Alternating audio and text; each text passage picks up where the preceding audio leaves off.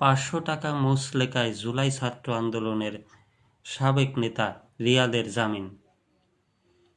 হত্যাচেষ্টা মামলায় বৈষম্য বিরোধী ছাত্র আন্দোলনের সাবেক নেতা ও প্রেসিডেন্সি ইউনিভার্সিটির শিক্ষার্থী আব্দুর রাজ্জাক বিন সোলাইমান রিয়াদের জামিনের আবেদন মঞ্জুর করেছেন আদালত।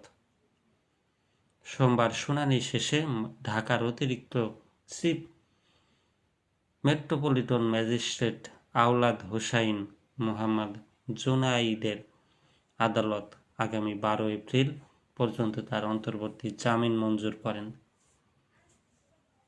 ঢাকার মহানগর প্রসিকিউশন বিভাগের উপপরিদর্শক মুক্তার হোসেন এ তথ্য নিশ্চিত করেছেন। তিনি বলেন, আসামি পক্ষের আইনজীবী এস এম জাকির হোসেন তার জামিন আবেদন করলে আদালত 500 টাকা মুচলেকায় আগামী 12 এপ্রিল পর্যন্ত তার জামিন মঞ্জুর করেন। প্রেসিডেন্সি ইউনিভার্সিটির শিক্ষার্থী নির্জন সর্দার বাদী হয়ে গত 26 ফেব্রুয়ারি গুলশান থানায় রিয়াদ সহ 11 জনের নাম উল্লেখ করে হত্যা চেষ্টার মামলা করেন। মামলায় অজ্ঞাতনামা আরও 10 থেকে 22 জনকে আসামি করা হয়। ওই দিনই রিয়াদের সঙ্গে একই প্রতিষ্ঠানের মোহাম্মদ রিয়াদুল হাওলাদার, মোহাম্মদ আলিফ আহমেদ আশিক ও সায়েম শিকদারকে কারাগারে পাঠানো হয়। পরে পুলিশের আবেদনের পরিপ্রেক্ষিতে 5 মার্চ রিয়াদের 2 দিনের রিমান্ড মঞ্জুর করেন আদালত।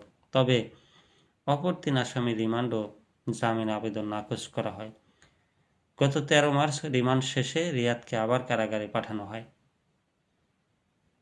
এর আগে গত 12 মার্চ তার 3 সহযোগী রিয়াদুল হাওলাদার, আলিফ আহমেদ আশিক ও সায়েম শিকদার জামিন পান। মামলার অভিযোগে বলা হয়, আসামিদের সাথে ভুক্তভোগী নির্জন ও তার বন্ধুদের পূর্ব শত্রুতা ছিল। গত 26 ফেব্রুয়ারি বিকেল 3:30টার দিকে প্রেসিডেন্সি ইউনিভার্সিটির 4র্থ তলায় দেখা হলে আসামিরা তাকে তাদের স্থায়ী ক্যাম্পাস এবং কনভোকেশন অংশগ্রহণের জন্য বলেন। এ বিষয়টি নিয়ে বিশ্ববিদ্যালয়ের প্রক্টর মোহাম্মদ আনিসুর রহমানের সাথে পরামর্শ করার সময় আসামি রাজ্জাকের হুকুমে আসামি রিয়াদুল ও সায়েম চেয়ারে দিয়ে তাকে আঘাত করেন। এতে তিনি পিঠে ও বুকে আঘাত পান।